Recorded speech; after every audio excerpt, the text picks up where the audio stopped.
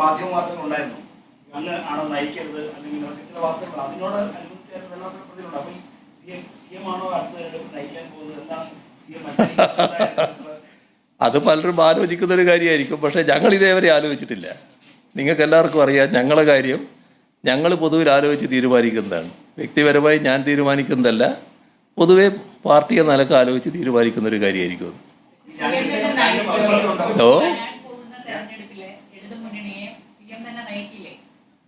അല്ല, അത് ഞാൻ പറയേണ്ട കാര്യമല്ല. അത് ആ വ്യക്തത വരുത്തേണ്ടത് പിന്നീട് അതിൻ്റെ ഘട്ടത്തിൽ ഉചിതമായ സമയത്ത് വ്യക്തത പാർട്ടി വരുത്തിക്കോളും. അത്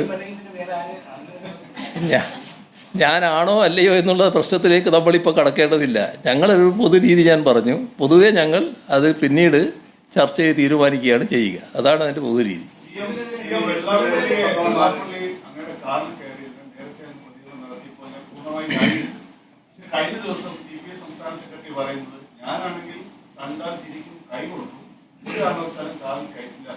ബിനോയ് വിശ്വം അല്ലല്ലോ പിണറായി വിജയൻ.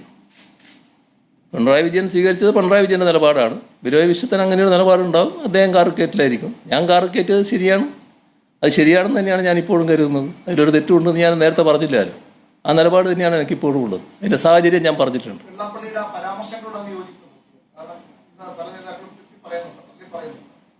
ഞാൻ പറഞ്ഞില്ലേ കാര്യങ്ങൾ. നിങ്ങൾ നേരത്തെ ചോദിച്ചു, നിങ്ങളെ അടുത്തിരിക്കുന്ന ആൾ നേരത്തെ ചോദിച്ചല്ലോ അതിനെപ്പറ്റി. ആ എന്താണ് സമീപനം എന്നുള്ളത് ഞാൻ വ്യക്തമാക്കി പറഞ്ഞല്ലോ.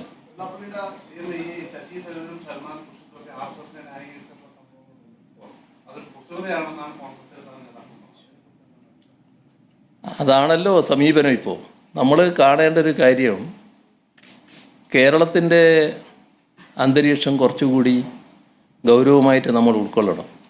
ഇന്നലെ ഒരു മാധ്യമത്തിൻ്റെ പരിപാടിയിൽ പങ്കെടുത്തപ്പോൾ ചെറിയൊരു ഭാഗം എനിക്ക് പറയേണ്ടി വന്നിരുന്നു അതുമായി ബന്ധപ്പെട്ട്.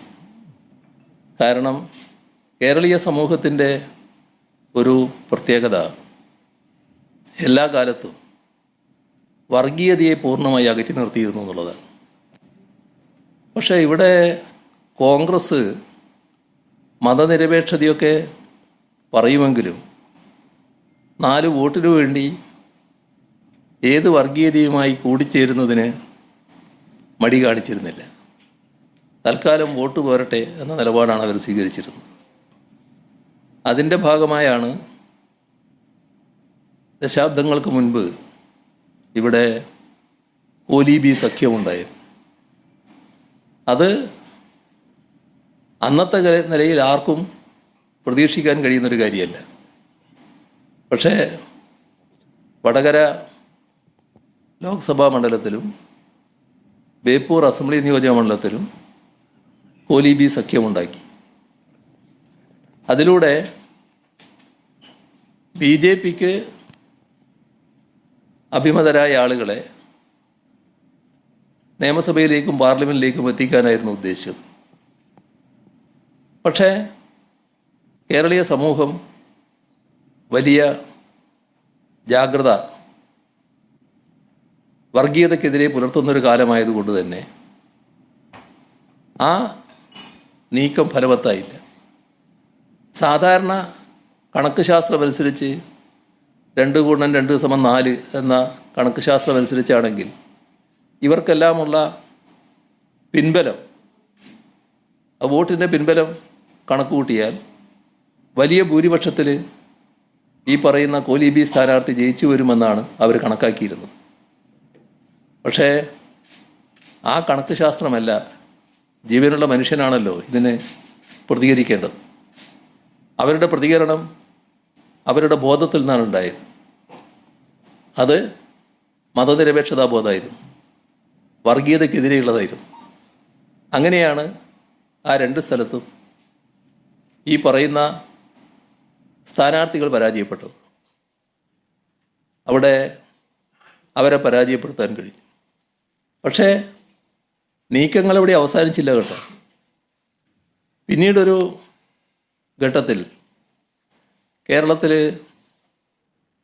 UDF അധികാരത്തിലിരിക്കുമ്പോൾ RSSൻ്റെ ഒരു പ്രധാനി പരസ്യമായ ഒരു വിമർശനം ഉന്നയിക്കുകയുണ്ടായി. നിങ്ങൾ അധികാരത്തിലിരിക്കുന്നത് 40 സീറ്റുകളിൽ ഞങ്ങൾ കൂടി പിന്താങ്ങിയത് കൊണ്ടാണ് എന്ന കാര്യം ഓർമ്മ വേണം എന്നായിരുന്നു പറഞ്ഞത്. അപ്പോൾ വിവിധ ഘട്ടങ്ങളിൽ നീക്കുപോക്കുകളും പരസ്പര ധാരണയും ഇവർ തമ്മിൽ ഉണ്ടാക്കിയിരുന്നു എന്നതാണ് പിന്നീടുള്ള അനുഭവം. അത് മാറി മാറി എവിടം വരെ എത്തി എന്നുള്ളത് നമുക്കെല്ലാവർക്കും അറിയാമല്ലോ. ഇവിടെ തിരുവനന്തപുരത്ത് നേമത്ത് നിന്ന് ഒരു BJP അംഗം അസംബ്ലിയിലേക്ക് ജയിച്ചു വരുന്ന നിലയുണ്ടായി. അങ്ങനെ ജയിച്ചു വരുമ്പോൾ കണ്ട കാര്യം, സാധാരണഗതിയിൽ കോൺഗ്രസ്സിന് ലഭിക്കേണ്ട വോട്ടുകൾ ആ മണ്ഡലത്തിൽ ലഭിച്ചില്ല എന്നതാണ്. മത്സരിച്ച UDF സ്ഥാനാർത്ഥി തന്നെ പിന്നീടത് വ്യക്തമാക്കുന്ന നിലയും ഉണ്ടായി. അദ്ദേഹം ജയിച്ചു വന്നപ്പോൾ BJP അക്കൗണ്ട് തുറന്നു എന്ന ആവേശത്തിലേക്ക് BJP മാറി.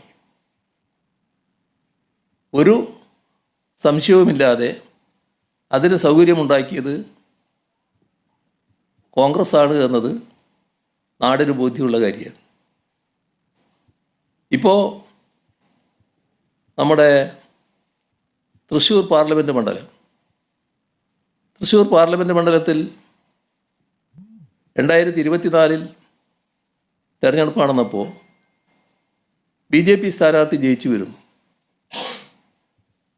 സാധാരണ നിലക്കുള്ള കണക്കനുസരിച്ച് BJPയുടെ നേരത്തെയുള്ള വോട്ടിൽ വർധനവുണ്ടാകുന്നു. എന്നാൽ മത്സരിച്ച 2 മുന്നണികൾ, ഒന്ന് ഞങ്ങളും മറ്റൊന്ന് UDFും, UDFിൻ്റെ വോട്ടിൽ 86,000-ഓളം വോട്ടിൻ്റെ കുറവുണ്ടാകുന്നു. ഞങ്ങളവിടെ ജയിച്ചു വരുമെന്നായിരുന്നു ഞങ്ങൾ കണക്കൂട്ടിയത്. ജയിക്കാൻ ഞങ്ങൾക്കായില്ലെങ്കിലും 2019 കിട്ടിയതിനേക്കാളും കൂടുതൽ വോട്ട് നേടാൻ ഞങ്ങൾക്ക് സാധിക്കുന്നു. എന്നാൽ UDFന് 86,000 വോട്ടിൻ്റെ കുറവുണ്ടാകുന്നു. ആ വോട്ട് നേരെ BJPയിലേക്ക് പോകുന്നു.